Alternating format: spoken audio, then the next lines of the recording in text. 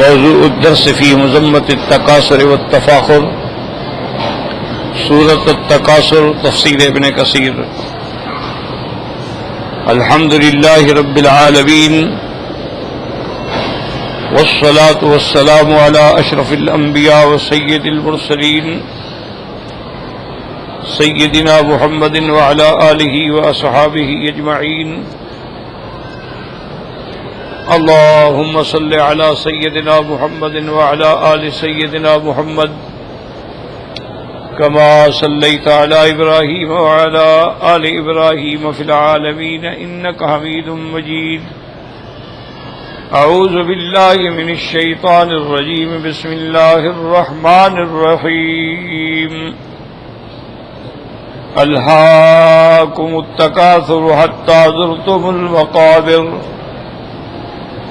كلا سوف تعلمون ثم كلا سوف تعلمون، كلا لو تعلمون علم اليقين لترون الجحيم ثم لترونها عين اليقين ثم لتسألن يومئذ عن النعيم۔ قال المؤلف المفسر رحمه الله تعالى: أدام النفع بعلومه وعلومكم في الدارين آمين، إلى أن قال: وقوله تبارك وتعالى: كلا سوف تعلمون ثم كلا سوف تعلمون۔ قال الحسن البصري رحمه الله تعالى: هذا وعيد بعد وعيد۔ حضرت حسن بصری فرماتے ہیں کہ اللہ تنبیہ فرما رہے ہیں کہ یقینی بات ہے کہ تم جان لو گے، پھر یقینی بات ہے کہ تم جان لو گے کہ کیا تم نے دنیا میں کیا ہے۔ تو فرماتے ہیں کہ یہ اللہ تعالیٰ کی طرف سے وعید پر وعید ہے شدید۔ وقال الضحاک کلا سوف تعلمون یا ایھا الکفار۔ وہ فرماتی ہیں کہ پہلا جملہ جو ہے اس کا تعلق کافروں کے ساتھ ہے کہ اے کافروں، پکی بات ہے کہ تم جان لو گے، اور دوسرا جملہ جو ہے وہ مومنوں کے حق میں ہے، ثم کلا سوف تعلمون، یعنی ایھا المؤمنون۔ وقوله تبارک وتعالی: کلا لو تعلمون علم الیقین، أي لو علمتم حق العلم لما ألهاكم التكاثر عن طلب الدار الآخرة حتى صرتم إلى المقابر۔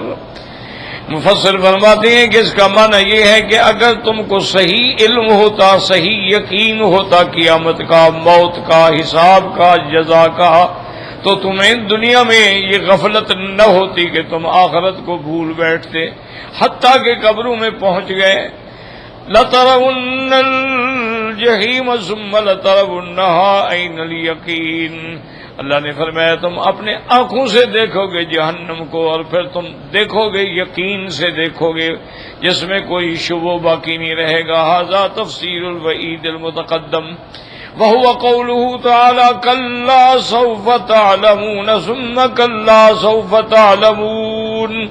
توعدهم بهذا الحال، اللہ تبارک و تعالی نے ان کو ڈرایا ہے اس وقت سے، اس کیفیت سے، وہو رؤیت اہل النار، جب جہنم والے جہنم کو دیکھیں گے، التی اذا زفرت زفرۃ واحدۃ خر کل ملک مقرب ونبی مرسل علی رکبتیہ من الوہابۃ والعظمۃ ومعاینۃ الاحوال علی ما جاء بالاثر المروی فی ذلک۔ اب مفسر فرماتے ہیں کہ وہ جہنم ایسی بلا ہے، اذا زفرت زفرۃ واحدۃ، جب وہ ایک دفعہ سانس نکالے تو اللہ کا ہر فرشتہ اور پیغمبر جو ہیں وہ بھی اپنے گھٹنوں کے بل گر جائیں گے، اس کی عظمت سے، ہیبت سے اور اس کی شدت سے جو وہ اپنے آنکھوں سے دیکھیں گے، جیسے کہ بعد آثار مروی میں بھی آتا ہے۔ وقوله تبارک و تعالی: ثم لتسألن يومئذ عن النعیم، أي ثم لتسألن يومئذ عن شكر ما أنعم الله به عليكم من الصحة والأمن والرزق وغير ذلك ما إذا قابلتم به نعمه من شكره وعبادته. پھر اللہ پاک نے فرمایا کہ پھر تم سے پوچھا جائے گا قیامت کے دن کہ جو اللہ نے انعام کیا تھا تم نے اس کا کیا شکر ادا کیا ہے. اللہ نے تمہیں صحت دی، اللہ نے تمہیں امن دیا، اللہ نے تمہیں رزق دیا، اللہ نے تمہیں اتنی نعمتیں دی کہ جن کو کوئی شمار نہیں کر سکتا، لیکن تم ان نعمتوں کے بدلے میں کتنا اللہ کا شکر ادا کرتے رہے ہو. اب ایک مسئلہ یہاں اور سمجھ لیں، وہ یہ ہے کہ جیسے یہاں آیا کہ بھائی جہنم کی اتنی ہیبت ہوگی، اتنا ہول ہوگا، اتنا عظمت ہوگی کہ اللہ کے فرشتے بھی گھٹنوں کے بل گر جائیں گے، اور روایت میں ہے کہ پیغمبر بھی یعنی اس خوف سے گر جائیں گے. تو یہی وہ مقامات ہوتے ہیں. اللہ پاک رحمت فرمائے اور اللہ ہمیں آپ کو ہر کلمے پڑھنے والے کو ہدایت دے کہ جو باطل فرقے ہیں نا وہ انہی چیزوں کو پکڑتے ہیں. دیکھو جی جہنم کا اتنا ڈر ہے کہ پیغمبر بھی گھٹنے کے بل گر گئے، اور دوسری جگہ قرآن کہتا ہے کہ ایمان والوں کو کوئی غم بھی نہیں ہوگا، کوئی خوف بھی نہیں ہوگا، کوئی ڈر بھی نہیں ہوگا، وہ تو امن میں ہوں گے. تو اس کا معنی یہ ہے کہ قرآن کہتا ہے کہ لا يحزنهم الفزع الاکبر، اس دن کی جو پریشانی ہے ان کو وہ پریشان نہیں کریں. اور روایات میں یہ آ رہا ہے تو اس کا معنی ہے کہ نعوذ باللہ حدیث قرآن کی مخالف ہو گئی. اسی لیے ان لوگوں نے انکار حدیث کر دیا کہ حدیث کو ہم مانتے ہی نہیں. اور اپنے عقل میں انہوں نے یہ سمجھ لیا کہ جتنے جھگڑے ہیں نہیں حدیث ماننے سے، حدیث نہیں مانیں گے سارے جھگڑے ختم ہو جائیں گے، کیونکہ ایک حدیث میں ایک حکم ہے، دوسری حدیث میں ایک دوسرا حکم ہے.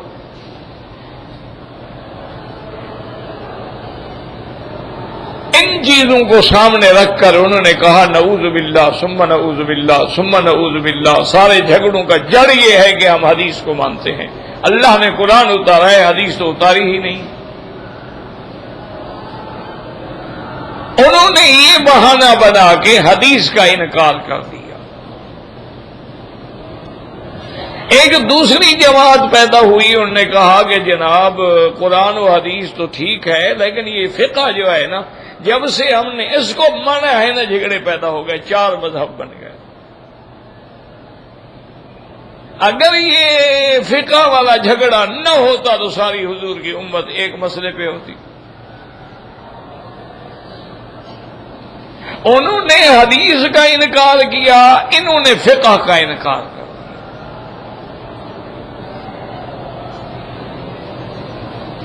اور انہوں نے انکار اس لیے کیا کہ جب ان کو حدیث مبارک سمجھ نہ آئی، اس کی مثال میں عرض کروں کہ ایک حدیث مبارک میں ہے کہ میرے مدنی، میرے آقا رحمت دو عالم سیدنا محمد مصطفیٰ صلی اللہ علیہ وسلم کی عمر مبارک جو ہے وہ 63 سال.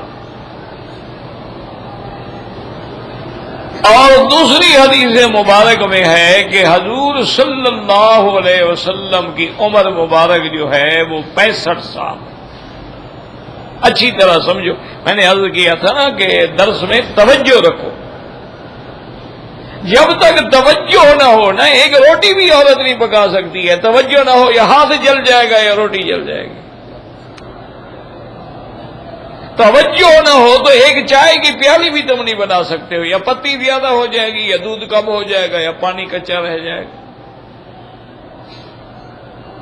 سب سے بڑی بات ہے ارتکاز، توجہ، کہ کامل توجہ.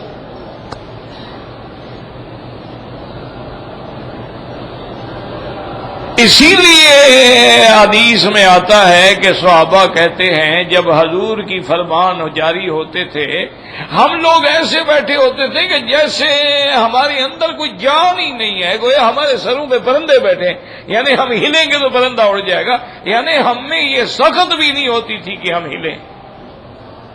اتنا ادب، اتنی توجہ. لاکھوں صحابہ ہیں میرے مدنی محمد مصطفیٰ، لاکھوں صحابہ، لیکن حضور کا حلیہ مبارک بیان کرنے والے 10 صحابی۔ کبھی غور کریں کہ وجہ کیا ہے؟ یعنی صحابہ کو جرأت نہیں ہوتی تھی کہ حضور کے چہرے پہ نظر ڈالیں۔ ادب، اس لیے صحابہ کہتے ہیں کانا ینظران الیہ وکان ینظر الیہما، یہ شان ابو بکر عمر کو ملی تھی جو حضور کے چہرے پہ ہر وقت دیکھتے تھے اور حضور بھی ان کو دیکھتے تھے۔ تو ایک بات ہمیشہ یاد رکھ لیں، جب تک قرآن کا ادب نہ ہو قرآن نہیں آئے گا، حدیث کا ادب نہ ہو کبھی حدیث سمجھ نہیں آئے گی، فقہا کا ادب نہ ہو کبھی فقہ سمجھ نہیں آئے گی، محدثین کا ادب نہ ہو تو تمہیں کبھی حدیث کی کوئی بات سمجھ نہیں آئے گی، صحابہ کا ادب نہ ہو تو کبھی اللہ کا دین بھی سمجھ نہیں آئے گا، اور حضور کا ادب نہ ہو تو پھر تو جہنم ہی جہنم ہے۔ تو اس لیے پوری توجہ رکھیں۔ اب دیکھیں 2 حدیثیں آ گئی، ایک حدیث مبارک میں ہے کہ آپ کی عمر 63 سال، اور دوسری حدیث مبارک میں ہے کہ آپ کی عمر 65 سال۔ اب یہ 2 حدیثیں ہو گئی۔ جو منکرین حدیث تھے انہوں نے کہا جناب کمال ہے، کس بات کو ہم سچا سمجھیں، 63 والی ٹھیک ہے یا 65 والی ٹھیک ہے؟ ان 2 میں تو ایک غلط ہے نا۔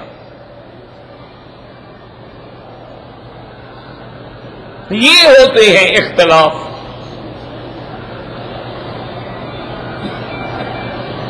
اب حضور کا سب سے بڑا معجزہ جو ہے وہ معراج ہے۔ اب معراج میں بھی بی بی عائشہ فرماتی ہیں کہ حضور صلی اللہ علیہ وسلم رحمت دو عالم ساری رات میرے بستر پہ رہے، ایک لمحے کے لیے بھی میرے بستر سے جدا نہیں ہوئے جب تک اذان نہیں ہوئی۔ تو معراج کیسے ہوا حضور کو؟ خود بی بی عائشہ نہیں مانتی۔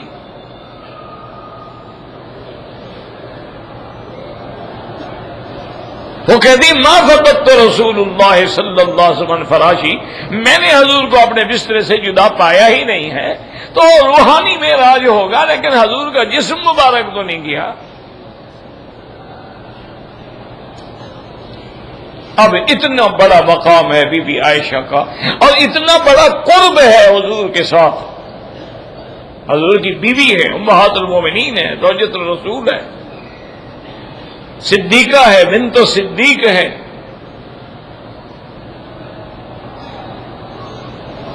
اچھا سیدنا معاویہ کتنا بڑا آدمی ہے، جلیل القدر صحابی ہے، کاتب رسول اللہ ہے، حضور صلی اللہ علیہ وسلم کی زوجہ مطہرہ ام حبیبہ کا بھائی ہے، ابو سفیان کا بیٹا ہے۔ وہ بھی کہتا ہے کہ حضور کو معراج جو ہے جسمانی نہیں ہوا۔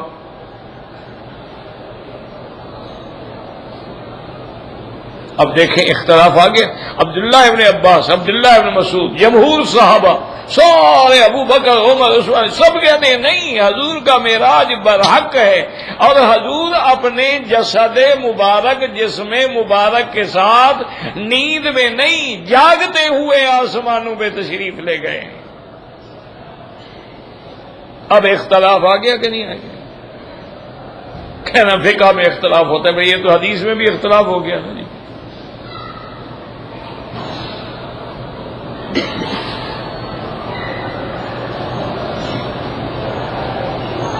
اب جمہور صحابہ ایک طرف ہو گئے، بی بی عائشہ اور حضرت معاویہ ایک طرف ہو گئے، تو 2 حدیثیں ہو گئیں، 2 قول ہو گئے نا صحابہ کے۔ یاد رکھو جو بدبخت تھے وہ انکار حدیث کر بیٹھے یا انکار صحابہ کر بیٹھے، لیکن جن کو اللہ نے علم دیا تھا، جن کو اللہ نے ادب دیا تھا، انہوں نے کہا بھائی بی بی عائشہ بھی سچ کہتی ہے، باقی صحابہ بھی سچ کہتے ہیں، دونوں سچے ہیں، صحابہ جھوٹ بول ہی نہیں سکتے۔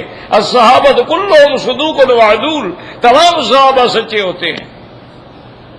اس لیے محدثین کا اتفاق ہے کہ اگر سند کے حدیث میں آ جائے کہ رجل ممن صاحب النبی صلی اللہ علیہ وسلم، رجل ممن رأى النبی صلی اللہ علیہ وسلم، نام نہیں ہے، وہ کہتے ہیں سند ٹھیک ہے، اس کو کوئی نقصان نہیں ہوگا کہ کوئی صحابی بھی ہو سچا ہے۔ اگر صحابہ کے علاوہ رجل ہو، نام نہ ہو، تو وہ راوی مجہول ہوگا کہ بھائی پتہ نہیں کون ہے۔ لیکن اگر ہو کہ کوئی تھا لیکن تھا صحابی تو سچا ہے، بس بات ختم ہو گئی، کیونکہ صحابہ تو سارے سچے ہیں۔ اولئک هم الصدیقون والشہداء، وہ تو سارے سچ، ان کی صداقت کا تو اللہ گواہ ہے۔ تو بات کو سمجھو، انہوں نے کہا بی بی عائشہ بھی سچی ہے، حضرت معاویہ بھی سچے ہیں، اور جمہور صحابہ بھی سچے ہیں۔ انہوں نے کہا بھائی پہلے یہ دیکھو کہ بی بی عائشہ فرماتی ہیں کہ حضور میرے بستر سے رات میں جدا نہیں ہوئے، یعنی میرے گھر میں رہے، میرے فراش پہ رہے۔ کہتے ہیں پہلے یہ تو دیکھو بی بی عائشہ حضور کے گھر میں آئی کب ہے؟ وہ تو مدینے کے بعد ہی نکاح ہوا، شادی مدینے کے بعد ہوئی ہے، ہجرت کے بعد ہوئی ہے، معراج ہجرت سے پہلے ہو رہا ہے، تو بی بی عائشہ کے بستر پر حضور کیسے تھے؟ بی بی عائشہ جو بات کر رہی ہے وہ مدینے میں کسی اور روحانی معراج کی بات ہے۔ مکے کے معراج میں تو بی بی عائشہ حضور کے گھر بھی نہیں ہے، وہ تو بیوی نہیں بنی، اس کا تو رخصتی اور نکاح جو ہے مدینہ منورہ میں ہوا ہے۔ وہ اس لیے علماء نے فرمایا بی بی عائشہ جو بات کہہ رہی ہے وہ الگ معراج ہے، حضور کو روحانی معراج ہوا ہے۔ یہ معراج مکے میں ہوا ہے، اسریٰ بعبدہ لیلا من المسجد الحرام الی المسجد الاقصی۔ تو اس وقت تو عائشہ تھی نہیں بیچاری، اور حضرت معاویہ تو اسلام بھی نہیں لائے تھے، وہ تو اسلام بھی فتح مکہ پر لے آئے، وہ تو اس قصے میں موجود ہی نہیں ہے۔ تو ان کے نزدیک بھی کوئی روحانی معراج کی بات ہے، ورنہ بات وہی ہے جو قرآن میں ہے، جو حدیث میں ہے، جو جمہور صحابہ کہتے ہیں۔ تو اب دیکھو جھگڑا ختم ہو گیا، انہوں نے کہا وہ بھی سچ کہہ رہے ہیں لیکن کسی اور معراج کی بات۔ اسی طرح جیسے حضور کی عمر میں نے عرض کیا کہ بعض روایات میں ہے کہ آپ کی عمر مبارک 63 سال ہے۔ بھائی بیٹھ جاؤ بھائی صاحب، مہربانی کرو نا، ایک تو بعد میں آتے ہو، لوگوں کی گردنیں پلانگتے ہو۔ انا للہ و انا الیہ راجعون، کیا کہہ سکتے ہیں؟ آدمی سفید داڑھی ہے، بزرگ ہیں، کسی کی گردن کے اوپر آ کے آگے بیٹھنا حرام ہے، ناجائز ہے۔ جو پہلے آ گیا وہ پہلے آ گیا، جو بعد میں آیا وہ بعد میں بیٹھا۔ نہیں آواز سنائی دیتی، اللہ سے دعا کرے اللہ سپیکر کھول دیں۔ یہ تو تمہارے ہاتھ میں ہے، دعا کرو گے تو مسئلے حل ہو جائیں گے۔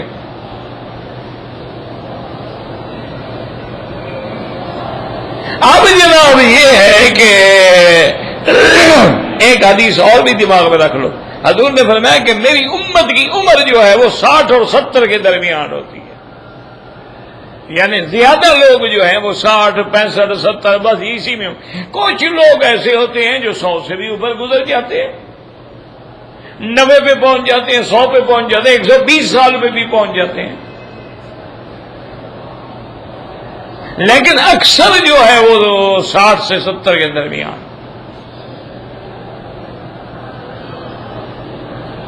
اب محدثین اور علماء نے جواب دیا، انہوں نے کہا بھائی دونوں صحابہ سچ کہتے ہیں، جو 63 سال کہتے ہیں وہ بھی سچے ہیں، اور جو 65 سال کہتے ہیں وہ بھی سچے ہیں۔ بھائی دونوں کیسے سچے؟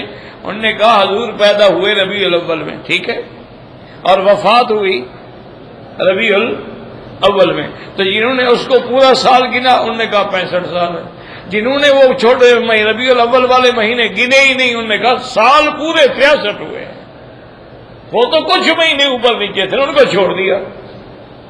جیسے آج کل بھی حساب میں ہوتا ہے جی میں نے آپ کے 10,830 چھوڑے یار چھوٹے موٹے موٹی فگر کی بات کرو گے 10,000 دینا ہے آپ نے.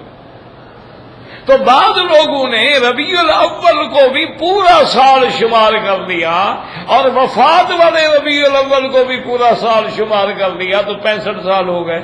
اور بعض نے کہا بھائی ربیع الاول تو ذی الحج کے بعد فوت آ جاتا ہے, محرم صفر ربیع الاول چوتھا مہینہ ہے, تو لہذا ان نے شمار ہی نہیں کیا. تو نے کہا پورے سال 63 ہے. تو اب دونوں سچے ہیں کہ نہیں؟ کون سا اختلاف ہو گیا جناب؟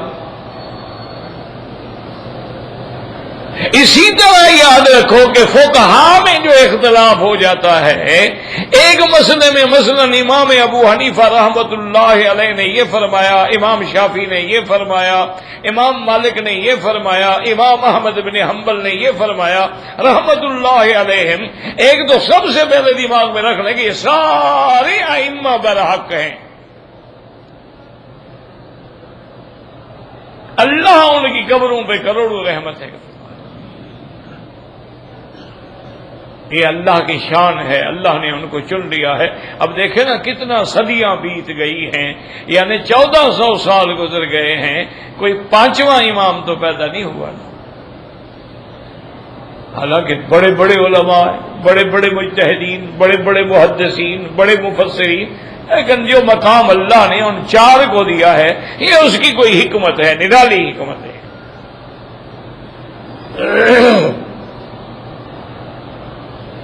اب ان میں جو اختلاف ہوتا ہے یاد رکھو اس کی وجہ کیا ہے کہ یا تو فہم کا اختلاف ہوتا ہے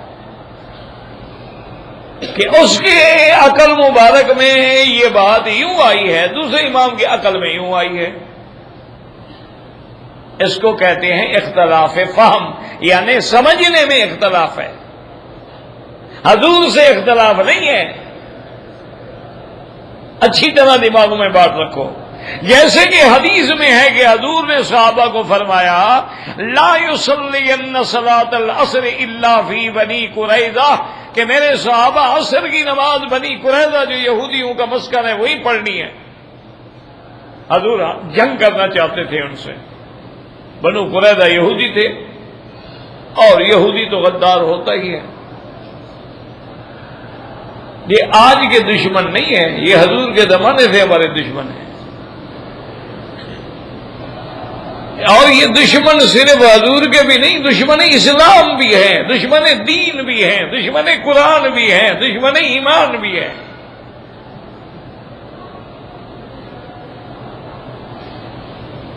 تو میرے آقا نے حکم دے دیا کہ لا یصلین الا فی بنی قریظہ, کہ کوئی عصر کی نماز نہ پڑھے مگر بنی قریظہ میں پہنچ کے پڑھے. صحابہ چل پڑے مجاہدین. اب جب راستے میں گئے تو عصر کا نماز کا وقت ہو گیا. جب عصر کی نماز کا وقت ہو گیا اب صحابہ میں 2 جماعتیں بن گئی. بعض صحابہ نے کہا بھائی ہم تو عصر کی نماز پڑھیں گے پھر جائیں گے. میں کہا اللہ کے بندے حضور نے منع فرمایا تھا. انہوں نے کہا منع کا معنی ہے کہ جلدی پہنچے, یہ تھوڑا ہے کہ راستے میں نماز کا وقت آ جائے تو نماز بھی نہ پڑھو. ہم تو نماز پڑھنے کا اچھا پڑھو, انہوں نے پڑھ لی. اور آدھے صاحب نے کہا بھائی ہم تو نہیں پڑھتے, ہم تو بنی قریظہ میں پہنچ کے پڑھیں گے, چاہے جلدی پہنچیں چاہے لیٹ پہنچیں. تو اب دیکھیں دونوں میں فہم کا اختلاف ہو گیا. کچھ صحابہ نے حضور کی بات کو یوں سمجھا اور کچھ صحابہ نے ظاہر لفظ پہ عمل کیا. جب مسئلہ ختم ہو گیا حضور کے سامنے رکھا گیا کہ یا رسول اللہ ان لوگوں نے تو راستے میں نماز پڑھ لی لیکن ہم نے نہیں فرمایا سب تم دونوں ٹھیک ہو. جن نے پڑھ لی ہے انہوں نے بھی کوئی غلطی نہیں کی, نماز کا وقت آ گیا پڑھ لی. اور جنہوں نے میرے ظاہر لفظ کو لے کے وہاں پہنچ کے پڑھی ہے انہوں نے بھی کوئی غلطی نہیں کی. تو فہم میں بھی اختلاف ہو جاتا ہے. آپ دیکھتے ہیں نا کہ آپ کے ہاں جب عدالتوں میں وکلا بحث کرتے ہیں تو ایک ہی قانون پیش کرتا ہے ایک وکیل, دوسرا اسی پر بحث کرتا ہے کہ نہیں صاحب اس کا مطلب یہ نہیں, اس کا مطلب یہ ہے. اب وہ قانون کا انکار نہیں کر رہا ہے, اپنی اپنی اوپینین دے رہا ہے. تو بات کو سمجھا کرو، ایسے نہیں کہ بس سارے بعض صحابہ کے دشمن بن گئے، بعض فقہ کے بن گئے، بعض حدیث کے بن گئے۔ انا للہ و انا الیہ راجعون۔ اللہ سب کی ہدایت کا فیصلہ فرمائے۔ یہ اختلاف فہم ہے، سوچ میں فرق ہے اور ہوتا ہے۔ اچھا اسی حج کے مسئلے میں دیکھ لیتے ہیں، امام شافعی رحمت اللہ علیہ فرماتے ہیں اگر کسی آدمی نے عمرہ کیا ہے یا حج کیا ہے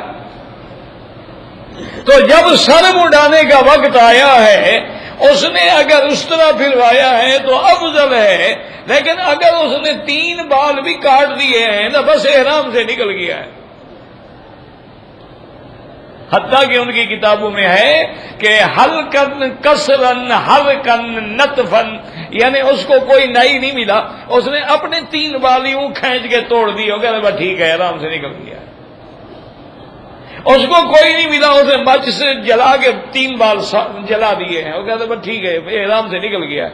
وہ کہتے کیوں؟ قرآن کہتا ہے محلقین رؤوسکم ومقصرین، اس طرح پھرانے والے اور بال کٹانے والے، چاہے اس نے 3 بال کٹائے ہوں، کٹانے والوں میں تو شامل ہو گیا ہے نا وہ۔ یا تو بالکل اسی لیے بات ہو گئی ٹک لگوا لیتے ہیں نا، ادھر سے اور ادھر سے اور ادھر سے، اور یہ بال کٹوائے ہیں نا ہم نے۔ ابھی امام شافعی جیسا آدمی کوئی چھوٹا آدمی تھوڑا ہے، اللہ ان کی قبر پہ کروڑوں رحمتیں فرمائے۔ آپ تو حج پہ عمرے پہ آئے ہوئے ہیں، کتنے قرآن کے ختم کیے ہیں؟ امام شافعی روز ایک ختم کرتے تھے، سب نے میرے خیال میں 1 پارہ بھی نہیں پڑھا ہوگا انشاءاللہ۔ آئے عمرے پہ ہیں ماشاءاللہ، سارا دن گپ شپ لگی ہوئی ہے، ایک ہی فکر ہے کہ البیک کی مرغی کہاں ملتی ہے، پیزا کہاں ملتا ہے، KFC کی مرغی کہاں ملتی ہے، کباب کہاں ملتے ہیں۔ انا للہ و انا الیہ راجعون۔ ایک ہی فکر لگی ہوئی ہے، شوگر ہو گئی ہے نا کہ بپسی پیے ہو بھائی ڈائٹ لے آنا، بھائی وہ اس سے زیادہ خطرناک ہے شریف آدمی، اس سے تو دوسرا میٹھا پی لو، وہ تو اور زہر ہے، اس کے اندر جو سکر ڈالا جاتا ہے وہ تو اور زہر ہے۔ لیکن حاجی کو ایک ہی فکر، اچھا تم نے گھڑی کون سی خریدی ہے؟ کوئی ریلیکس، راڈو، اومیگا، اچھا آج کل کپڑا کون سا اچھا، ایک فکر ہے۔ بس دعا کریں کہ اللہ کریم ہے، ارحم الراحمین ہے، میرا ایمان ہے، بلایا ہے تو دھکا نہیں دے گا، قبول کر لے گا، میرا ایمان یہی ہے کہ سخی جب کسی کو دروازے پہ بلا لے تو یہ تو نہیں کہتا یار تم گندے ہو، کہتے آ گیا یار اس کو بھی دے دو۔ ہم بھی جیسے کیسے گندے ہیں لیکن آ تو گئے ہیں نا دروازے۔ رب کریم ہو، مدنی رؤوف الرحیم ہو تو ہم خالی جائیں گے بھلا؟ ہاں جی، کبھی نہیں جائیں۔ لیکن دعا کرو کہ اللہ ہمیں حیا بھی دے، ہم اس رب کریم کا حیا بھی کریں، ہم رحمت للعالمین کا حیا بھی کریں۔ اب دیکھیں امام شافعی رحمت اللہ علیہ فرماتے ہیں کہ وہ مقصرین،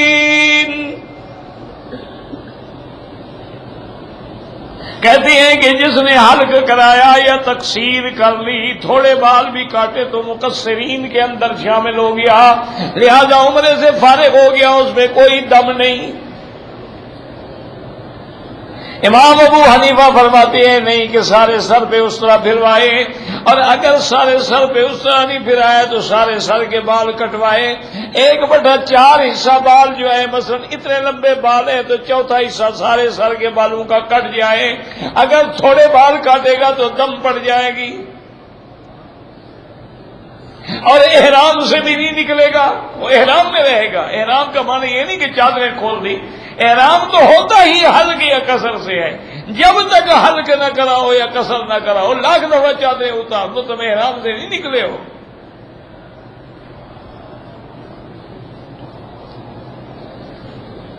اب ان کی دلیل تو یہ تھی نا کہ لفظ مقصرین میں آ گیا ہے.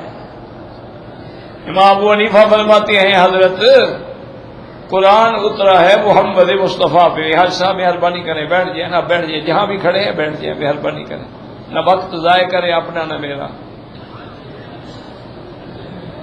امام ابو حنیفہ فرماتے ہیں کہ حضرت پہلی بات یہ ہے قرآن اترا ہے حضور محمد مصطفیٰ پر. دیکھو حضور نے سارے سر کا اس طرح پھروایا ہے یا تھوڑے کہا، اور ایک دفعہ زندگی میں حضور نے بال کٹوائے ہیں تو سارے سر کے بال کٹوائے ہیں یا ٹک لگائے ہیں. تو جس میں قرآن اترا ہے اس نے زیادہ سمجھا ہے یا ہم نے زیادہ سمجھا ہے؟ حضور پاک نے ہمیشہ اس طرح پھروایا. حضور پاک نے حج ایک کیا ہے، عمرے 4 فرمائے، ہمیشہ اس طرح ایک دفعہ آپ نے قصر کرائی ہے لیکن سارے سر کی. تو اب دیکھیں یہ ایک فہم کا اختلاف ہے، نعوذ باللہ، اور کوئی جھگڑا نہیں، کوئی کفر اسلام کی جنگ نہیں. اور دوسرا سبب اختلاف کا یہ ہوتا ہے جس کو علماء اہل حدیث نے بھی لکھا ہے فتاوی اہل حدیث میں، کہ چونکہ حضور کے صحابہ مختلف علاقوں میں چلے گئے اور جو حدیث لے گئے وہی سناتے گئے، پھر واپس تو آئے نہیں، وہ جہاد میں شہید ہو گئے. دوسرا صحابی بعد میں گیا، اس نے جو حدیث سنی وہ سناتا چلا گیا. چونکہ سنانے والے مختلف ہو گئے، روایات مختلف ہو گئی، اس لیے ہر علاقے میں جو حدیث پہنچی اس پہ عمل ہو گیا. کہیں عبداللہ ابن مسعود پہنچے، لوگوں نے ان کی بات کو لے لیا. کہیں ابن عباس پہنچے، لوگوں نے ان کی بات کو لے لیا. جیسے مکے والوں کے لیے ابن عباس تھے اور مدینے والوں کے لیے حضرت زید بن ثابت تھے اور کوفے والوں کے لیے عبداللہ ابن مسعود تھے. ان سے لوگ لیتے رہے بغیر کسی جھگڑے کے کہ ہے تو سارے صحابی حضور کے، بات تو اللہ کے نبی کی کہہ رہے ہیں نا.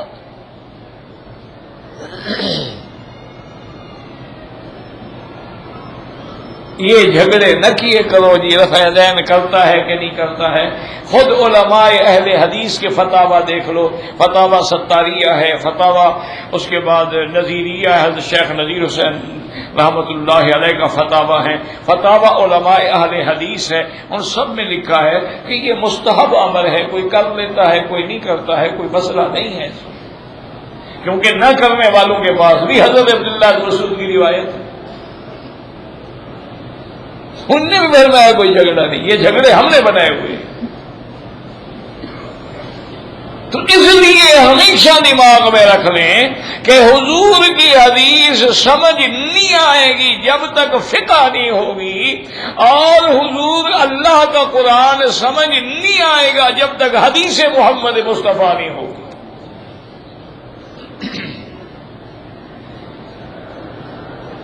یہ محض جھوٹے دعوے ہوتے ہیں کہ جی ہم اہل قرآن ہیں. اہل قرآن ہو تو 3 رکعتیں مغرب کی تو دکھاؤ کون سی آیت میں ہیں. یہ تو دکھاؤ کہ عشاء کی 4 رکعتیں ہیں. یہ تو دکھاؤ کہ جی تہجد، وتر اور تراویح میں کیا فرق ہے، کون سی قرآن کی آیت میں ہے. یہ تو دکھائیں کہ زکوٰۃ کا نصاب کیا ہے، سونا ہو تو کیا ہے، چاندی ہو تو کیا ہے، نقد پیسے ہوں تو کیا ہے. یہ تو دکھاؤ کہ زمین عشری ہے یا خراجی ہے، زمین زرعی ہے یا غیر زرعی ہے، زمین بارانی ہے یا ہم خود پانی لگاتے ہیں، اس کا عشر کتنا ہوگا. یہ قرآن کی کسی ایک آیت سے مجھے دکھلا دیں. تو معنی یہ ہوا قرآن میں جب اللہ ڈرائے گا نماز قائم کرو، میرا اللہ کیسے قائم کریں؟ میں نے محمد جو بھیجا ہے صلی اللہ علیہ وسلم، لقد کان لکم فی رسول اللہ اسوۃ حسنہ، تمہارے لیے ہر عمل نمونہ ہے محمد مصطفیٰ. میں نے آرڈر دے دیا ہے لیکن تفصیل بتانے والا محمد مصطفیٰ ہے. میں نے حکم دے دیا ہے، نماز پڑھ کے دکھلانے والا محمد مصطفیٰ ہے. میں نے حکم دے دیا ہے حج فرض ہے لیکن حج کر کے دکھلانے والے محمد مصطفیٰ ہے.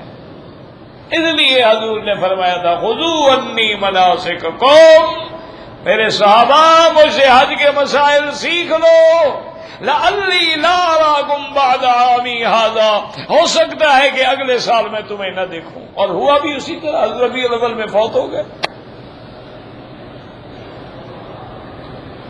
تو اگر ہم نعوذ باللہ ثم نعوذ باللہ ثم نعوذ باللہ اگر حدیث کا انکار کریں، ایمان سے کہیں، پھر قرآن پر عمل ہو سکتا ہے؟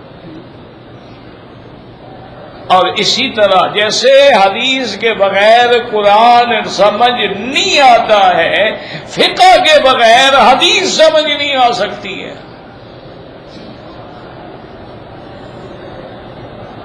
احادیث مبارک میں جو احکام آتے ہیں ان کو سنوار کے، نکھار کے، بنا کے امت کو دینے والے فقہا ہیں، اللہ ان کی قبر پہ کروڑوں رحمتیں فرمائے۔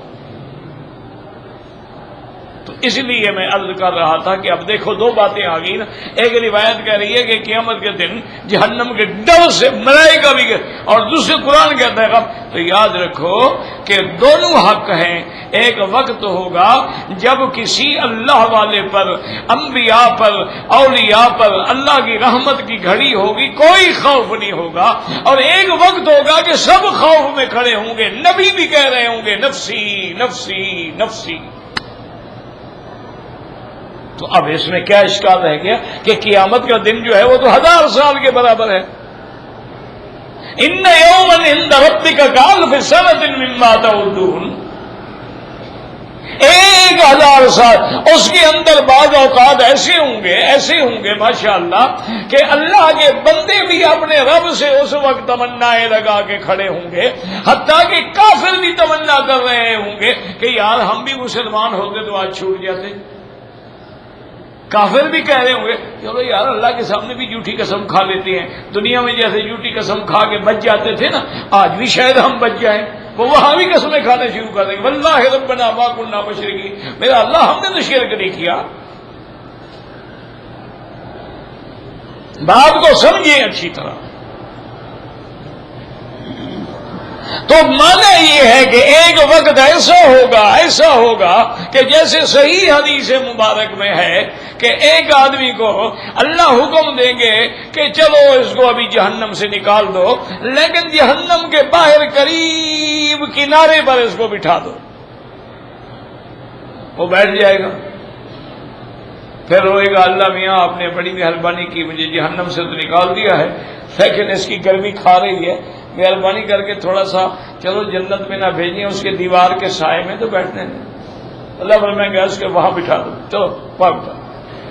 اب ایک وقت یہ ہے کہ بندہ اپنے اللہ سے ناز کر رہا، وہ کہے گا اللہ میاں آپ نے بڑی مہربانی کی، جہنم سے نکالا، پھر دور بھی کیا، اب جنت کے باہر بٹھا دیا، اگر اندر بھی تھوڑا سا بٹھا دیں تو کوئی کمی تو نہیں آ جائے گی نا۔ اللہ فرمائیں کہ یہ جھوٹ بولتے ہو، خدا کے سامنے جھوٹے کہتے اللہ مجھے آپ کی قسم ہے پھر نہیں مانگوں گا، کچھ بھی نہیں مانگوں گا، مجھے تھوڑا سا اندر بٹھا دو بس۔ اللہ فرمائیں کہ اچھا اس کو کچھ اور اندر کا، فرشتے آگے بٹھا دیں گے، کچھ دیر گزرے گی پھر کہ اللہ میاں سب لوگ تو جنت میں چلے گئے، ایک میں ہی پڑا ہوں باہر اور دروازے میں پڑا ہوں، میں کوئی ان کا دربان یا چوکیدار تو نہیں ہوں، مہربانی کرے مجھے بھی کوئی چھوٹا سا کمرہ دے دے۔ اللہ کہہ رہے تم نے تو قسم کھائی تھی جھوٹے کہ میں نہیں مانگوں گا، کہتے اللہ میاں پھر نہیں مانگوں۔ ایک وقت یہ ہوگا کہ بندہ اپنے مالک سے ناز کر رہا، اللہ فرمائیں گے میرے بندے اچھا اگر میں تمہیں اتنی جنت دے دوں جتنی آسمان اور زمین کی وسعت ہے تو پھر تم راضی ہو؟ اللہ راضی، فرمایا جاؤ دے دو اس کو جنت۔ ایک وقت وہ ہوگا یوم یفر المرء من اخیہ وامہ وابیہ وصاحبتہ وبنیہ لکل امرئ منہم یومئذ شأن یغنیہ۔ ایک وقت ہوگا کہ آدمی اپنی ماں سے، باپ سے، بیوی سے، اولاد سے بھاگ رہا ہوگا، اپنی پڑی ہوگی، اپنا فکر کھا رہا ہوگا، کسی کے بارے میں نہیں سوچے گا۔ اور ایک وقت وہ ہوگا کہ جب بندہ مومن اللہ کی رحمت سے جنت میں ہوگا تو عرض کرے گا مولا آپ نے مجھ پہ تو کرم فرمایا، لیکن میرے بیٹے، میرے بچے، میری بیٹیاں، میری بچیاں، میرے نواسے، اولادیں، پوتے پوتیاں وہ تو نظر نہیں آ رہے۔ اللہ فرمائیں گے میرے بندے الحمدللہ وہ بھی تیری اولاد ساری جنت میں ہے، لیکن ان کے عمل تیرے عمل کے مقابلے میں کم تھے، اس لیے وہ نیچے کے درجے میں ہیں، تم اعلیٰ درجے میں ہو۔ تو کہے گا مولا میں دنیا میں جتنے عمل کرتا تھا اپنی اولاد کے لیے بھی تو کرتا تھا۔ اللہ حکم دیں گے الحقنا بہم ذریتہم، اللہ حکم دیں گے فرشتوں اس کی اولاد کو بھی اسی درجے میں پہنچا دو جس میں ماں باپ ہے۔ وَمَا أَلَتْنَاهُمْ مِنْ عَمَلِهِمْ مِنْ شَيْءٍ، اور اللہ فرماتے ہیں ہم تمہارے مرتبے کو بھی نہیں گھٹائیں گے بلکہ ان کو اونچا کر دیں گے، تمہارا مرتبہ بھی برقرار رہے گا۔ تو اللہ تبارک و تعالیٰ سے دیکھیں کہ وہاں ایک مقام وہ ہوگا اللہ تبارک و تعالیٰ کی کہ اپنی اولاد کی تمنا کریں گے تو اللہ اولاد بھی ساری جمع کر دیں گے، اور ایک وقت ہوگا کہ اولاد سے بھاگ رہے ہوں گے تو قیامت کے حالات مختلف۔ ایک وقت ایسا بھی ہوگا کہ حور اور دنیا کی عورتیں، دنیا کی بیویاں ان کے ساتھ بھی آپس میں مکالمے ہوں گے۔ وہ کہیں گی دیکھو ہم جنت کی پیداوار ہیں، اللہ نے ہمیں جنت میں پیدا کیا ہے، اللہ نے ہمیں اپنے شان کن فیکون سے پیدا کیا ہے، ہم نے جنت میں ساری زندگی گزاری ہے، تم ہمارا مقابلہ کیسے کر سکتی ہو؟ لیکن دنیا کی بیویاں کہیں گی کہ حوریں زیادہ ناز نہ کرو، نحن المصلیات ما صلیتم ونحن الصائمات وما صمتم، اللہ نے ہم پر نمازیں فرض کی، ہم نے نمازیں پڑھی، روزے فرض کیے، روزے رکھے، تم نے کون سے روزے رکھے ہیں؟ جنت میں تو کوئی روزہ نہیں نا، جنت میں تو کوئی نماز نہیں۔ اللہ نے حج فرض کیے، ہم نے حج ادا کیے، تم نے کون سا حج پڑھا ہے؟ ہمارا مقابلہ کیسے کر سکتے ہو؟ تو ایک وقت وہ ہوگا کہ ان کے درمیان بھی مکالمہ ہو۔ تو اس لیے ہمیشہ یاد رکھیں ان اختلافات کو اختلاف نہ سمجھا کریں، ان کو اعتراض نہ سمجھا کریں، یہ وقت وقت کی بات ہے، ایک وقت میں یہ کیفیت ہوگی، ایک وقت میں یہ کیفیت ہوگی، تو یہ اختلاف نہیں ہوتا ہے، صرف اللہ ہمیں سمجھنے کی توفیق عطا فرما دے۔ واللہ اعلم۔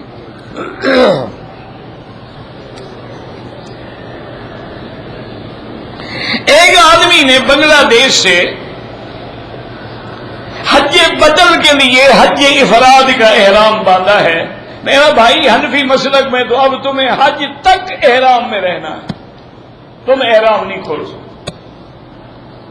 اگر احرام کھول کے تمتع میں بدلو گے تو حنفی مسلک میں تم پر دم ہے، ایک بکری جرمانے کی دینی ہوگی۔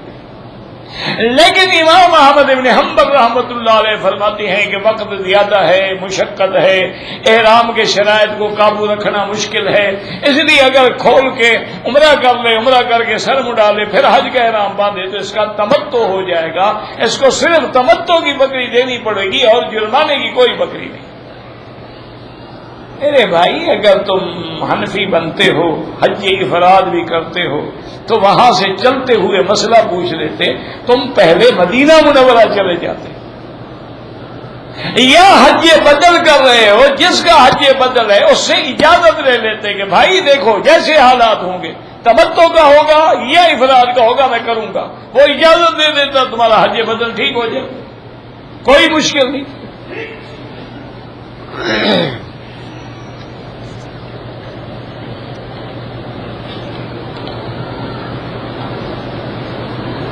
اگر ایک عورت نے 13 کو احرام باندھا ہے عمرے کا، حیض آ گیا ہے، اب ان کو کہتے ہیں کہ مدینہ منورہ قافلے کے ساتھ جانا ہے، تو اب وہ کیا کرے؟ میرا بھائی گزارش یہ ہے، سب سے افضل بات تو یہ ہے کہ اپنے مکتب کو، معلم کو، اپنے ڈائریکٹر حج کو جا کے درخواست دے دیں کہ میری عورت حائضہ ہے، مجھے جلدی نہ بھیجا جائے، مجھے اگلے ہفتے مدینے بھیج دیا جائے۔ چونکہ ہم نے عمرہ نہیں کیا ہے، اور عورت نہ جائے تو خاوند اکیلا کیسے جائے، عورت کو کیسے چھوڑ دے؟ افضل تو یہ ہے کہ ڈیٹ بدل دیں۔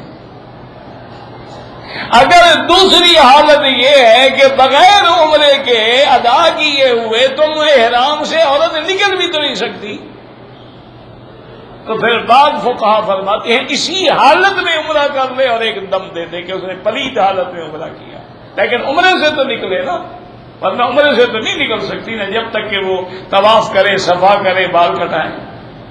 بہتر یہی ہے کہ ڈیٹ بدل لو، آسان حل ہے، کوئی مشکل نہیں، کوئی مشکل مسئلہ نہیں۔ یہ تو ایسے ہوتا ہے جی گروپ جا رہا ہے جانے دو۔ اچھا ایک آدمی بیمار ہو جائے تو کیا کرے گا؟ گروپ کندھے پہ اٹھا کے لے جائے گا اس کو۔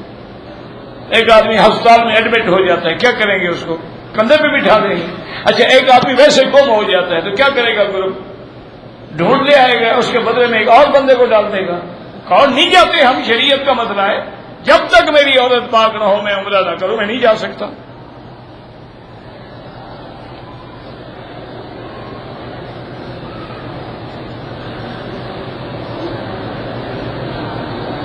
میں نے احرام کی حالت میں کھانے سے پہلے صابن سے ہاتھ دھو لیے، کوئی بات نہیں۔ اگر صابن خوشبو والا تھا تو پھر 1-2 ریال خیرات کرو، اگر سادہ صابن ہے کوئی حرج نہیں۔ بھائی مسلمانوں، احرام کی حالت میں کوئی مشکل نہیں، تمہیں صابنوں کی مرد پڑ گئی ہے نا تو ایک سادہ صابن رکھ لو، کپڑے دھونے والا ساتھ رکھ لو، 1-2 دن اس سے بھی گزارا ہو جائے گا، خیر میں ہاتھوں کی جلد خراب نہیں ہوگی انشاءاللہ۔ حج سے فارغ ہو کے پھر لوشن شوشن کریمہ شریمہ لگا لینا، کوئی فرق نہیں پڑتا، 2-4 دن احتیاط کر۔ نمازی کے سامنے نہیں گزرنا چاہیے، مجبوری ہے تو سجدے کی جگہ سے دور گزریں۔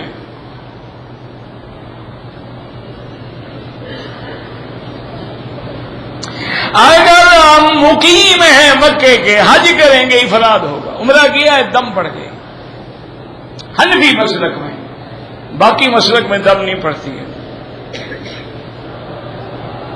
میں مکے میں رہتا ہوں، میری بیوی بھی میرے ساتھ ہے، تو حج آپ ہی کریں گے یا بیوی کے افراد ہی کریں گے؟ مکے والوں کا ہوتا ہی افراد ہے، اللہ کے بندے، جو بھی میقات کے اندر ہے اس کا حج افراد ہوتا ہے۔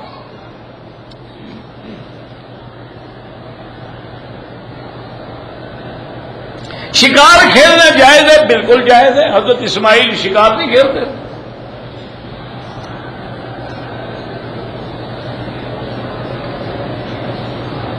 کہتے ہیں جی کہ میں حج پہ آیا ہوا ہوں، میرا بزنس ہے، تو میں یہاں سے بیٹھے ہوئے انٹرنیٹ کے ذریعے اپنے بزنس کو سنبھالتا رہوں، کوئی بات نہیں، کوئی مسئلہ نہیں۔ یہ تو قرآن میں ہے کہ لا جناح علیکم، تم پہ کوئی گناہ نہیں ہے، اذا افضتم من عرفات، جب عرفات سے وابتغوا من فضل اللہ، تم کوئی کاروبار بھی کرنا چاہتے ہو تو کر لو، کوئی مسئلہ نہیں، کرتے رہیں آپ۔ بس یہی نہ ہو کہ انٹرنیٹ میں کھو جاؤ، طواف بھی ختم، قرآن بھی ختم، احرام بھی ختم۔ ہاں انٹرنیٹ جو ہوا یہ نت ہے نا، نت نہیں ہوتے تھے آپ کے پاس، یہ بھی وہی ہے نا، وہ نٹ باہر تھے، یہ اندر نٹ ہے۔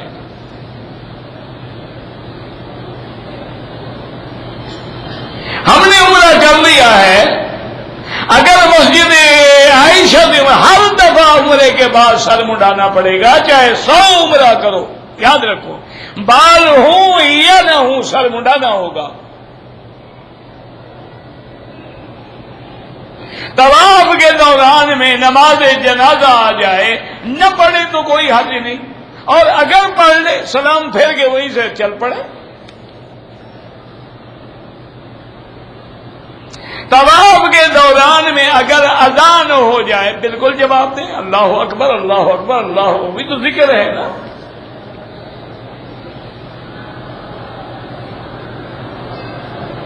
میں نے تب 23 شوال کو ریاض سے آگے عمرہ کیا ہے، اگر آپ کی نیت اسی وقت تھی کہ میں عمرہ بھی کروں گا حج بھی کروں گا تو ٹھیک ہے، آپ کا تمتع ہے، کوئی مسئلہ نہیں آپ کے لیے، وہی عمرہ کافی ہے۔ حرم کی اذان کے بعد اگر دیر ہو رہی ہو تو ہم ہوٹل کے کمرے میں نماز پڑھنے اپنے گھر ہی پڑھ لیتے ہیں، اچھا تھا یہاں آنے کی کیا ضرورت ہو گئی؟ یعنی کتنی دیر ہو گئی حرم کی اذان کے بعد نماز میں کہ تمہارے انڈے دینے کا وقت آ گیا؟ خدا کا خوف کرو، کہ شرم کرو۔ ہوٹلوں میں نماز پڑھنے آئے ہو کہ حرم میں نماز پڑھنے آئے ہو؟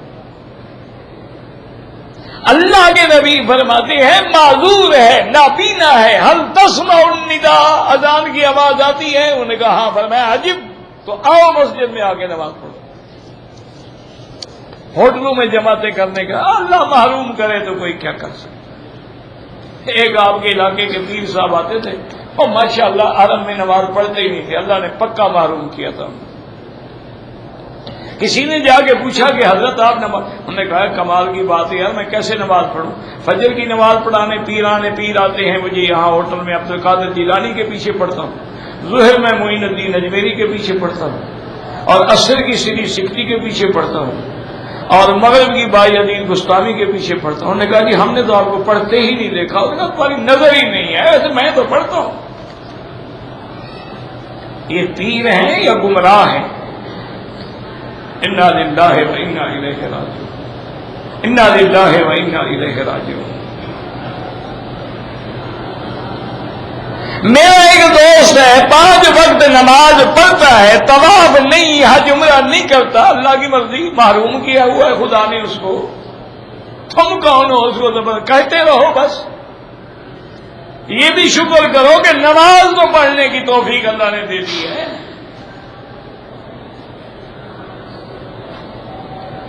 سیدنا امیر معاویہ کو کافر کہنے والا کافر ہے، اعتراض کرنے والا فاسق و فاجر ہے۔ صحابہ پر جو ہے نا قتالہ کفر، تو اس کے بعد وہ فسوق ہو جاتا ہے۔ لیکن بہرحال ایک بات یاد رکھو کہ جب اللہ راضی ہو جائے، کسی کو اعتراض کرنے کا حق ہے؟ صحابہ کے بارے میں اللہ نے کیا فرمایا؟ راضی اللہ ہو، اللہ راضی ہے تم ابھی تک ناراض ہو۔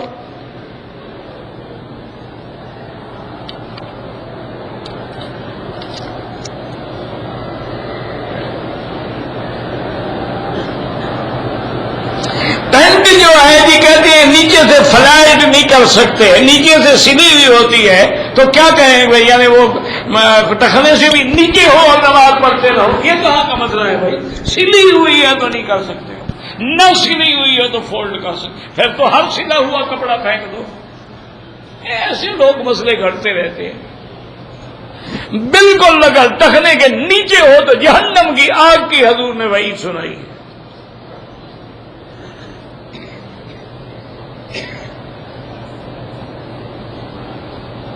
اب جو قبروں میں جاتے ہیں جی آپ ہماری سفارش کریں، یہ غلط بات ہے۔ دعا اللہ سے مانگیں اور اس بزرگ کے لیے بھی مانگیں کہ یا اللہ ان کی مغفرت فرما، ان کے درجات بلند فرما، ان کی قبروں کو منور فرما۔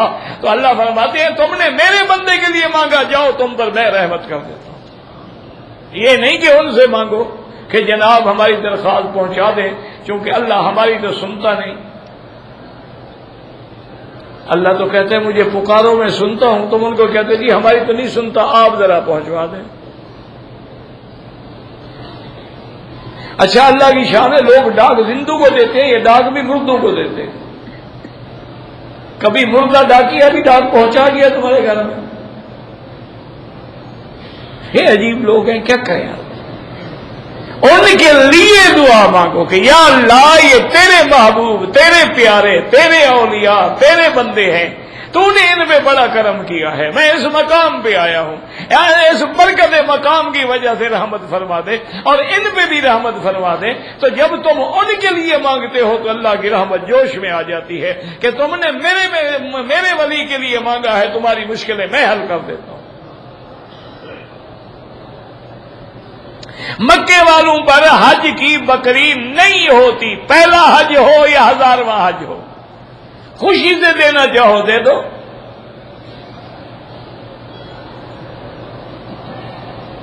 مکے میں رہنے والے حج افراد کریں گے، حج کرنے سے پہلے خاندان والوں سے اجازت لینی ضروری ہے؟ کوئی ضروری نہیں۔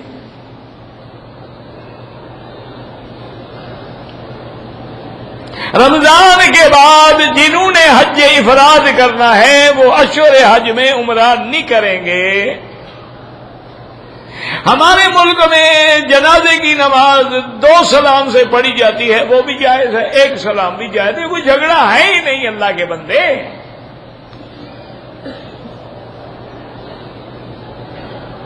مکے میں رہنے والے تمتع نہیں کر سکتے، افراد کریں گے۔ پہلا حج ہے، ضروری نہیں ہے بکری دینی، خوشی سے دے دو۔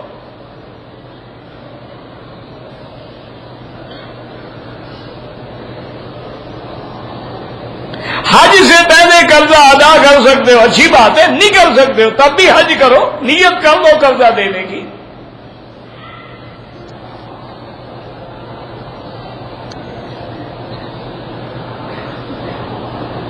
میری بیوی جو ہے بچہ پیدا ہونے والا ہے، میں نے اس کو گھر جانے کے لیے کہا، وہ نہیں گئی، ہماری لڑائی شروع ہو گئی۔ غصے کی حالت میں نے اس کو 3 دفعہ طلاق دے دی۔ ماشاءاللہ طلاق غصے میں دی جاتی ہے جناب، بچہ پیدا ہونے والا تب بھی طلاق ہو جاتی ہے۔ طلاق دینے والا گنہگار ہے، لیکن یہ نہیں کہ طلاق نہیں ہوتی، لیکن بہتر یہ ہے کہ دارالفتاء سے رجوع کرو۔ اگر ایک گاڑی کی قیمت 1 لاکھ ہے اور 6 مہینے کی ادھار پہ 1,20,000 ہے، وہ جائز ہے، کوئی منع نہیں۔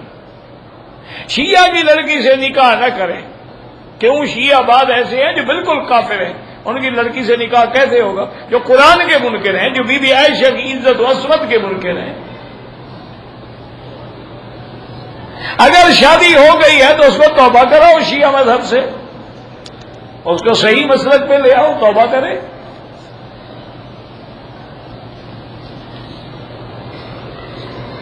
اگر حجر اسود کو اشارہ کرنا ہو، 1 ہاتھ سے بھی جائز ہے اور 2 سے بھی جائز، کوئی جھگڑا نہیں۔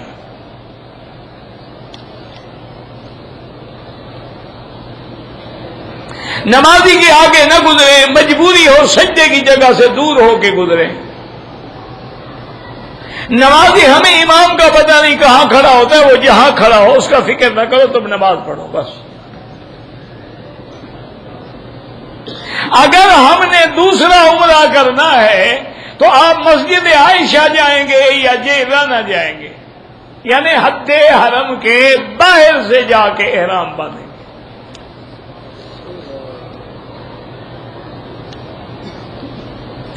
اگر ہماری 15 ذی الحجہ کو واپسی ہے، اس سے پہلے طواف الوداع ہو سکتا ہے تو آپ تو 12 کو واپس آ جائیں گے، 13-14 کو کر لیں، نہیں تو بہرحال کر لیں تاکہ طواف الوداع چھوڑیں گے دم پڑ جائے گا، ورنہ حکم یہ ہے کہ آخری دن کریں جس دن جانا ہے۔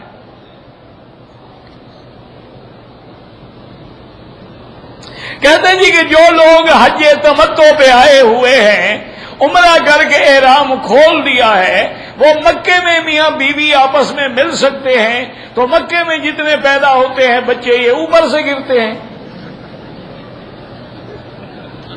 عجیب آدمی، کیوں مکے میں کیوں نہ ملو بھائی؟ بیوی ہے تمہاری، اور زیادہ ثواب ہوگا ملنے میں۔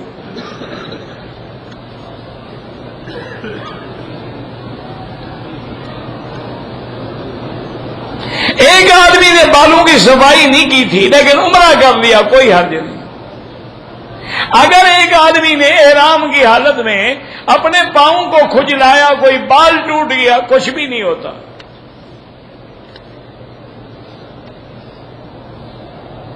حرم میں بھی اگلی صفیں پر کرنا ضروری ہے، ورنہ جس کے آگے جگہ خالی ہے وہ بندہ گناہگار ہوگا۔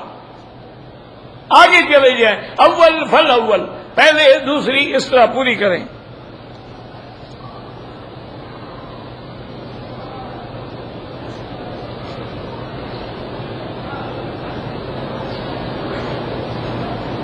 میں نے عمرہ کیا لیکن رمل اور اجتماع بھول گیا، کوئی بات نہیں۔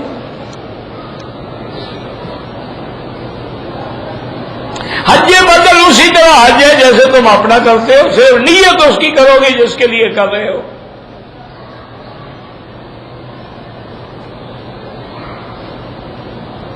اب شمال میں واپس آئے ہو اور عمرہ کیا ہے، اب آپ کا حج تمتع ہوگا۔ مکے میں مقیم ہیں تو آپ کا حج افراد ہوگا۔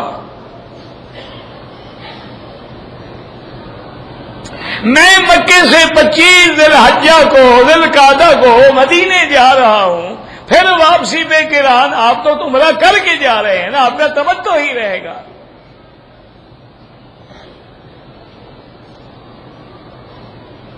بہرحال یہاں پر جو گوشت یا مرغیاں باہر کے ملکوں سے آتی ہیں ان سے بچنا چاہیے، ان کا کوئی اعتبار نہیں۔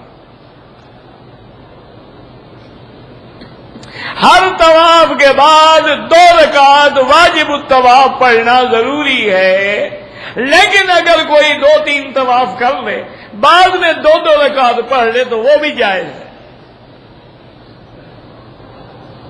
جو بندہ خودکشی کر لے اس کے لیے بھی ہم حج کر سکتے ہیں، بھئی کافر تو نہیں ہے نا، گناہ گار ہے، کیوں نہیں کر سکتے؟ اللہ مغفرت کرے۔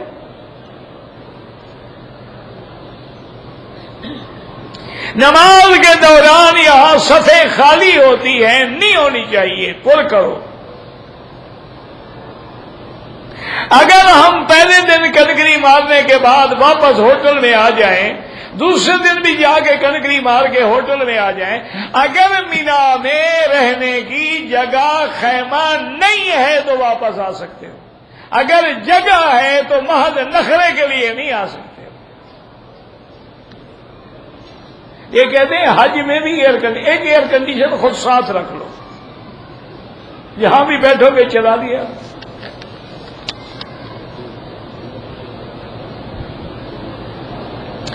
عرفات میں ہم نے عصر کی نماز تو امام کے ساتھ پڑھ لی، لیکن ہم نے پہلے ظہر نہیں پڑھی تھی، ہم نے بعد میں پڑھی، وہ ٹھیک ہے، کوئی بات نہیں، قضا ہو گئی۔